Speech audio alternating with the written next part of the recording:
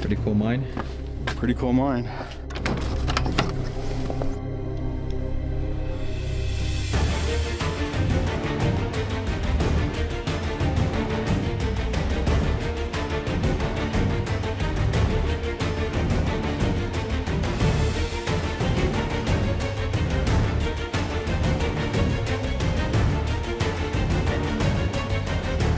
How you doing today, sir? What can I get you to drink? A cocktail should be nice.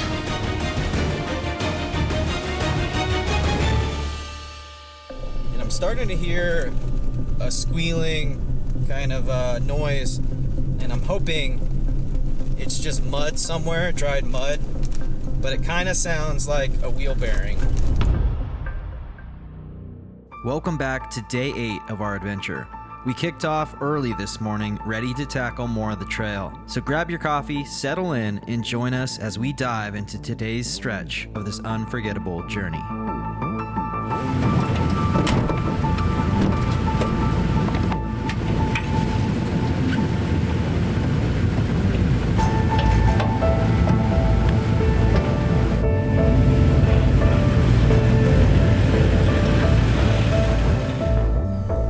You guys, so we decided to have an early morning today because we want to cover some ground. So we're making our way out of this campsite, and let me tell you, it's so hard to leave these spots. It is so beautiful. We're crossing the creek right now. Boy, was it nice to go to sleep and wake up to that sound. It was awesome. Well, we're still in Montana this morning. If you've been following along the adventure, thank you for watching. Looks like another camp spot right there.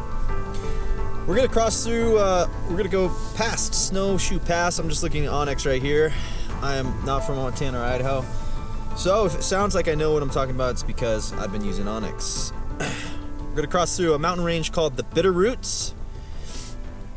And our next destination is the town of Avery, which is about 72 miles from here. So let's get the morning started. This Montana campsite felt like something out of a dream. Nestled right beside a peaceful creek, we couldn't have asked for a better spot last night.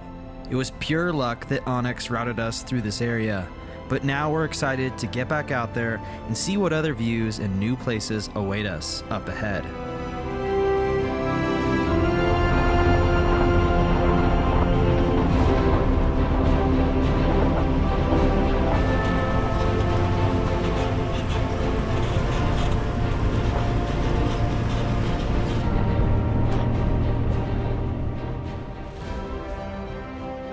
It was early this morning when I remembered this leg of the route includes an old mining site. What a great way to start the day. The Gildersleeve Mine, located in the LoLo National Forest near Superior, Montana, has a rich history tied to the mining days of the early 20th century.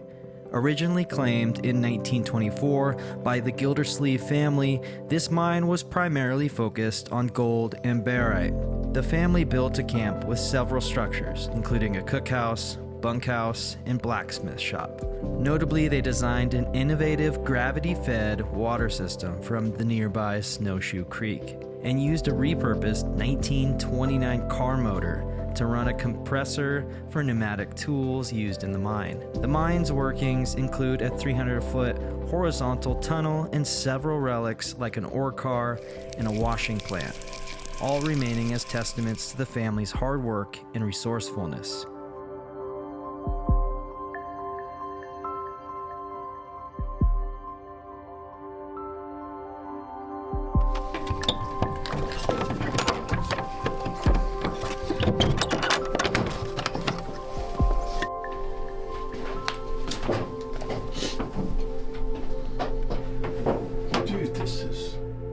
Although larger-scale operations had already mined the area, the Gildersleeves managed to eke out small amounts of gold each season, embodying the persistence of small-scale Depression-era miners. Their descendants still maintain the mine, preserving its historical significance as an enduring example of early American mining ingenuity.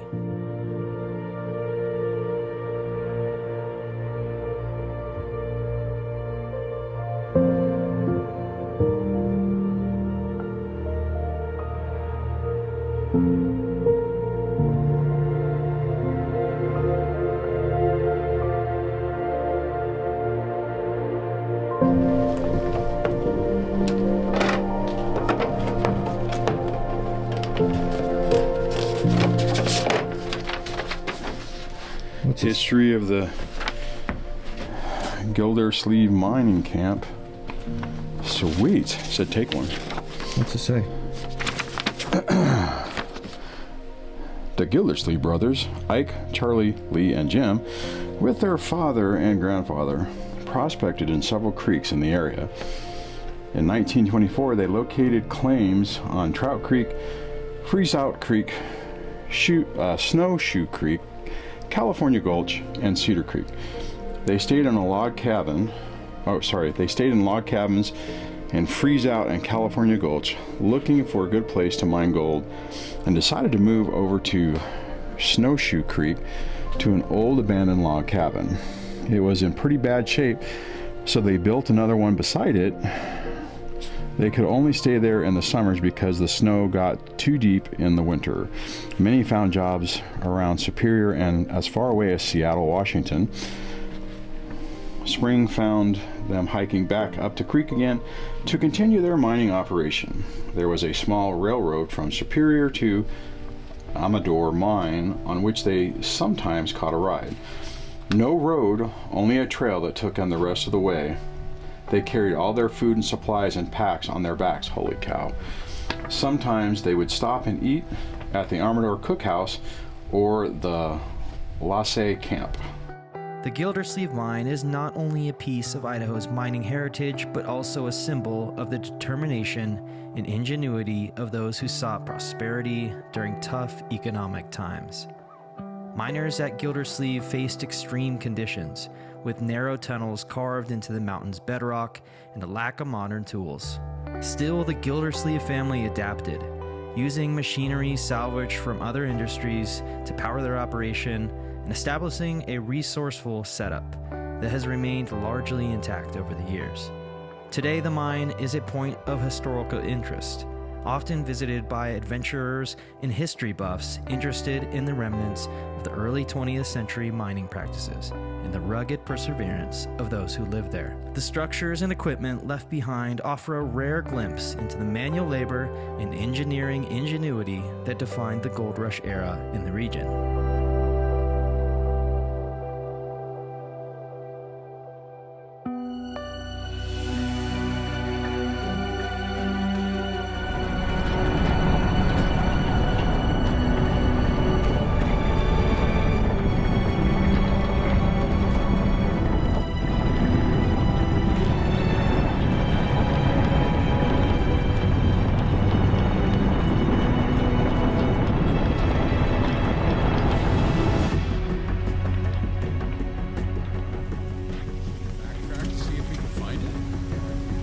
Does the audio on here suck or what? I don't know. Might not be that bad.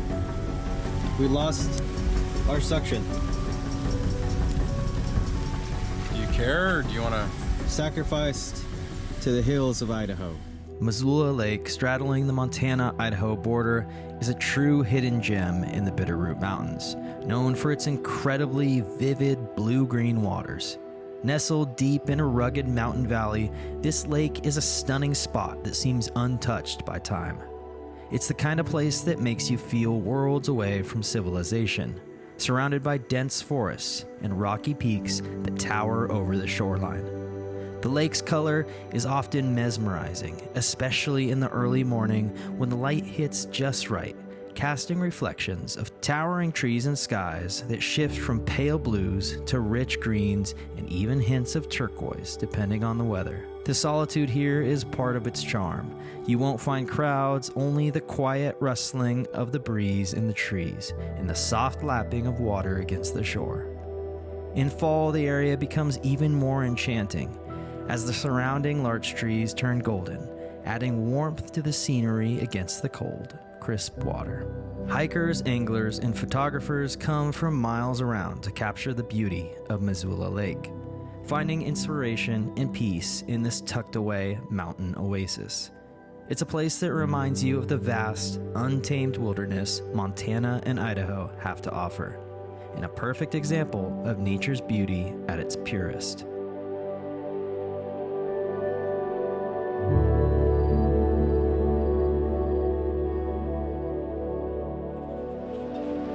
We enjoyed every minute of our time here in Montana. But now it's time to hit Idaho's dirt roads again. This place left us wanting more, so you can bet we'll be back one day to explore even deeper into Montana's beauty. Until then, it's back on the trail. So there's been a couple times today that the route we planned either had a locked gate or the trail just didn't exist or was overgrown. The route that I'll be sharing with my patron members will it'll be updated. I'll make sure it's all legit, the route that we took. So, and Dwayne's actually recording this route on 3 different platforms, so we should be good to go.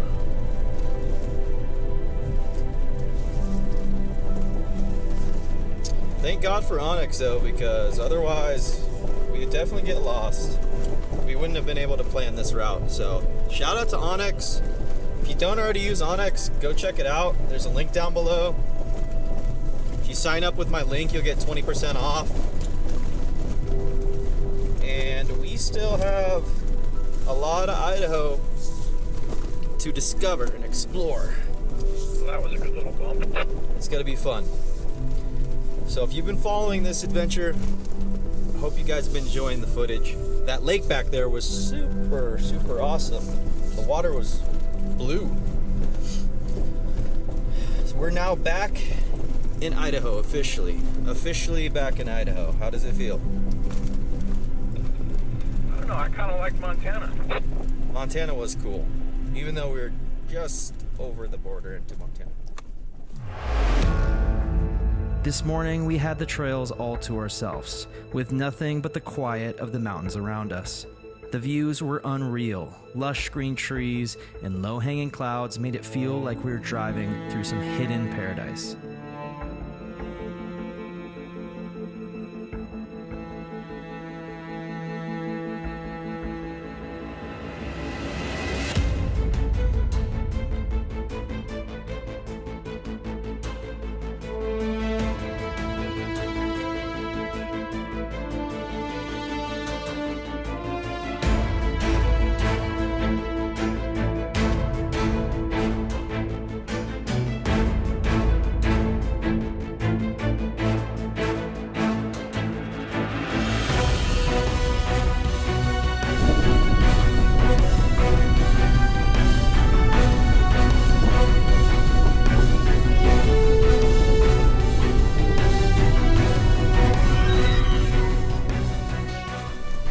About 400 yards off of our route down here, there's a little offshoot. It looks like it goes down to the St. Joe River here.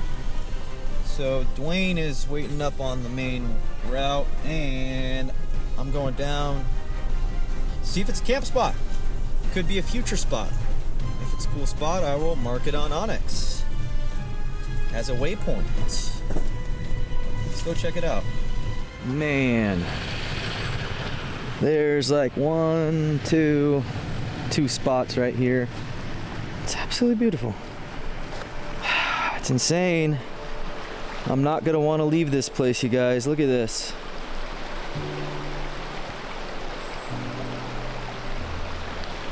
Nobody here. No one here. Let me turn the camera around. Look at that. Beautiful. You can pull up right here. Camp. So there's a little bench over there. Wow. I will mark this one. Whoa. On Onyx. Patron members, you guys are going to get some cool camp spots.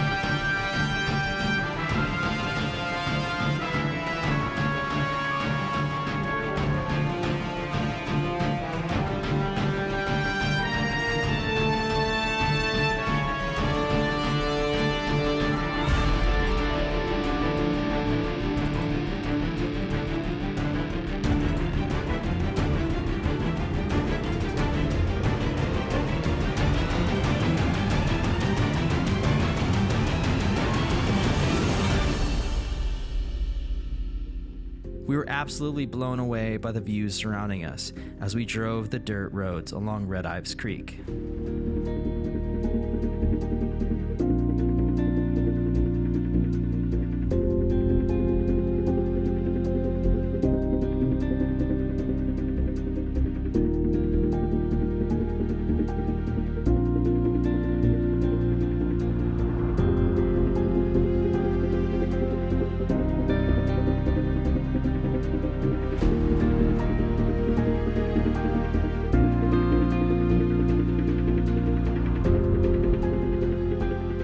The scenery was incredible, with towering trees and mountain slopes leading us towards the Red Ives Ranger Station, nestled right on the banks of the St. Joe River.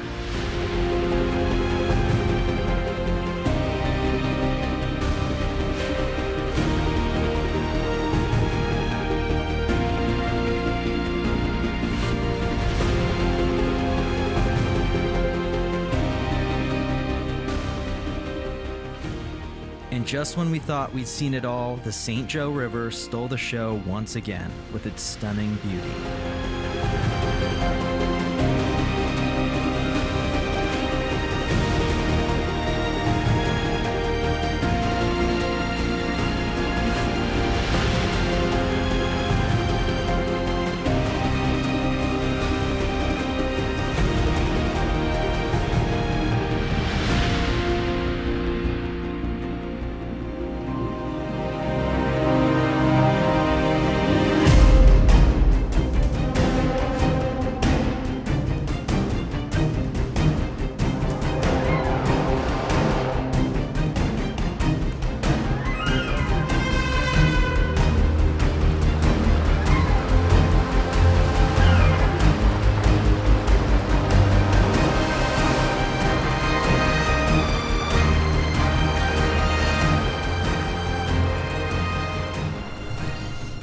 We are pulling up to the town of Avery. Now, there's some more history here we want to check out. I believe it has to do with a wildfire. And so we are pulling up here. We're going to go check it out. Avery had an awesome little shop where we stocked up on snacks and fueled up the trucks thanks to yet another classic old school gas pump. The Big Burn, also known as the Great Fire of 1910, was a massive wildfire that tore through parts of Idaho, Montana, and Washington, devastating over 3 million acres. The catastrophic fire started in August 1910 after a dry summer and powerful winds caused numerous smaller fires to merge into a monstrous blaze. The fire burned with such intensity and speed that it obliterated entire forests and towns in its path, including the town of Avery, Idaho. Whoa.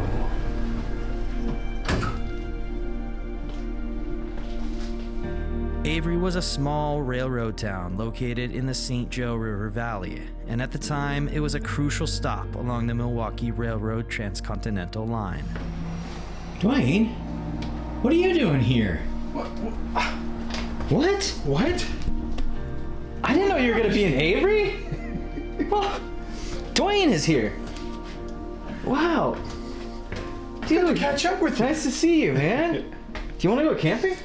Yeah. All right, let's go.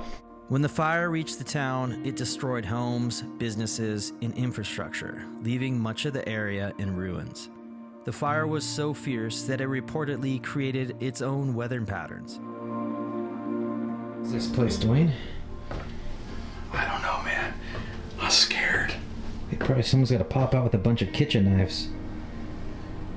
Or a bent spoon. Oh, put that spoon down. Do it now. Bent spoons, you know what that means. No, what does it mean? I don't know. Well, this is awkward. How you doing today, sir? What can I get you to drink? A cocktail should be nice. The Big Bird's devastation led to a shift in the national wildfire policy, ultimately shaping the United States Forest Service approach to fire management. The legacy of the Big Burn remains a reminder of nature's power and the resilience of the communities affected by it. For the shaved ice? Sorry, my brain's not. Coffee and shaved ice? Shaved ice is good stuff, man. question for you, Dwayne. Ask. Are you gonna mix your coffee and your icy together and drink it together? Nope. I'm gonna have the icy, and then shaved ice, and then I'll have the coffee. I think you should mix them together. That sounds gross. The coffee. The coffee is, or the icy is excellent, and the coffee is equally excellent. You still haven't mixed them together, though. I'm not gonna mix them together. Mix them together. I'm not. That'd be gross.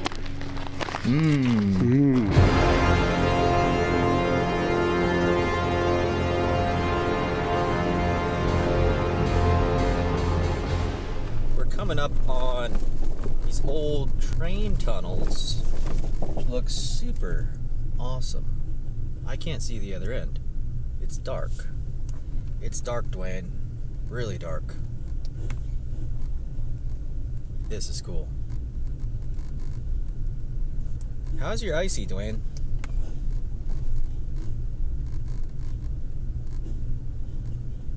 Dwayne, are you still there? Uh-oh. I'm trying to drive and record. You're trying to drive and drink your icy. Got it.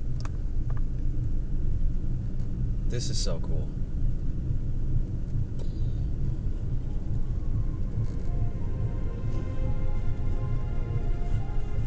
There's another tunnel up ahead.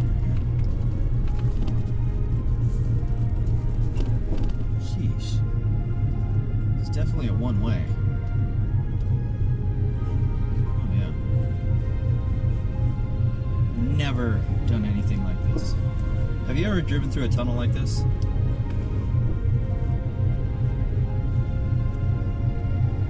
Reflectors on the walls. This metal bridge on Moon Pass is a cool piece of history. Originally part of the old Milwaukee Railroad, it spans the North Fork of the St. Joe River. It's one of the many remnants from the early 1900s railway, adding an industrial touch to this wild landscape.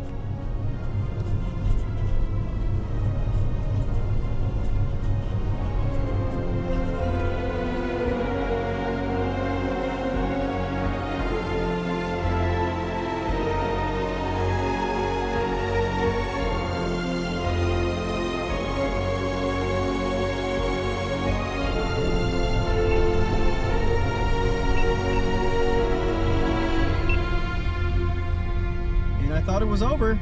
There is a third tunnel. In this one, this looks even more narrow than all the other ones. Yeah, it is. Choo choo.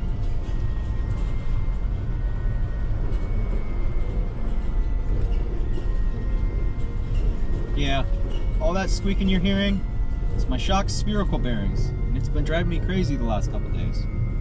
So as soon as the truck's back, it's going to Jerry at Beast Fab, and we're gonna swap those out.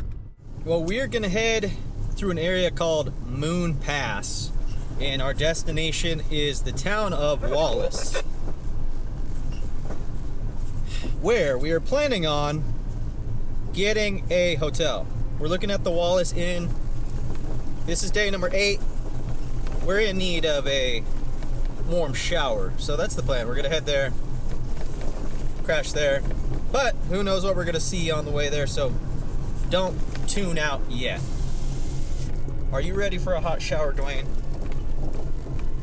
Nah, you know what? I think even if we get a hotel, I'm gonna not take a shower. I'm just gonna let it seep in. That's disgusting.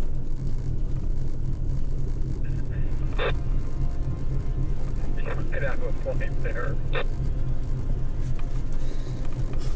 I don't know what happened to you. Ever since you ate that icy, some strange things are happening. There's another tunnel up ahead right here. Sheesh. It's definitely a one-way. Oh yeah. Never done anything like this.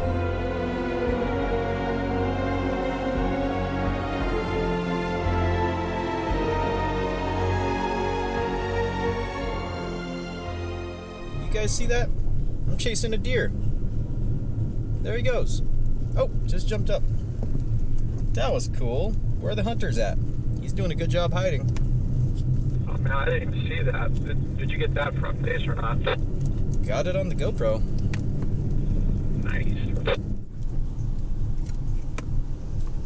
And just when we thought the tunnels were over with, what is it, the 5th one? Yeah, I think so. Well, it says it's tunnel 30, so maybe there's a bunch more left. So cool. So we are about 9 miles away from the town of Wallace, going up Moon Pass right now, and I'm starting to hear a squealing kind of noise, and I'm hoping it's just mud somewhere, dried mud, but it kind of sounds like a wheel bearing. If that's the case, it's not a good sign. So we're gonna make the drive to Wallace, maybe jack the tire up, see if there's any play, but it's not the kind of noise I want to hear this far into a trip. So I'm crossing my fingers that all is okay and we can get all the way to the Canadian border. That's the plan.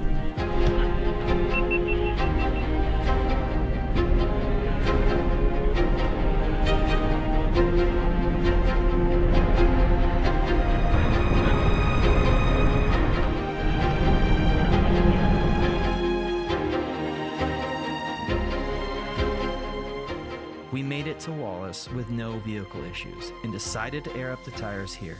Don't forget you can get a discount on Morphlate using code JohnnyTaco at checkout. Links in the description. So we just aired up the tires. We're on the highway. We're driving into the town of Kellogg right now to find a do-it-yourself car wash. Gonna spray out. Is it the next exit? Yeah, it's the hospital exit.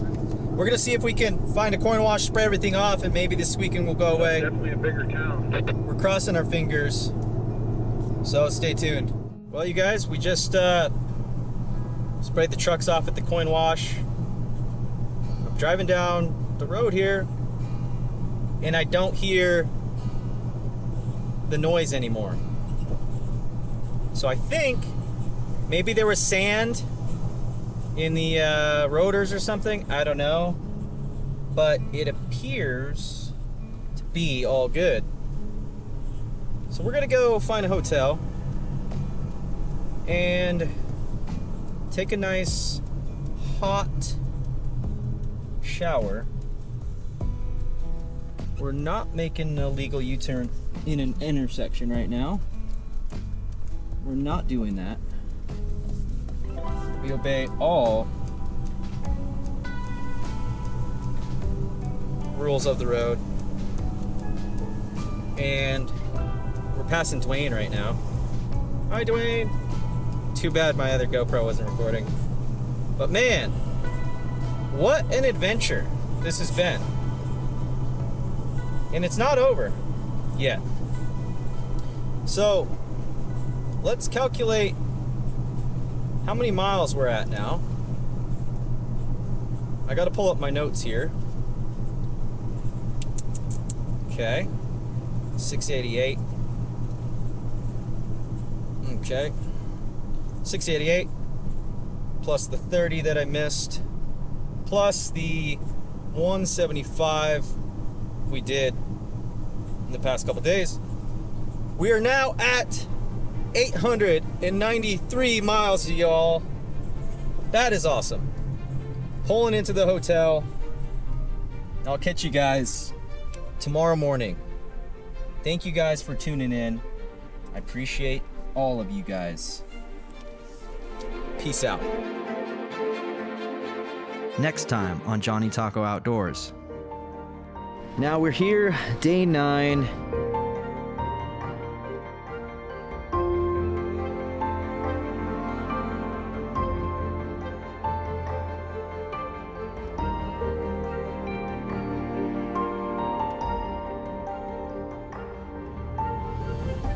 I'm never coming to Idaho again because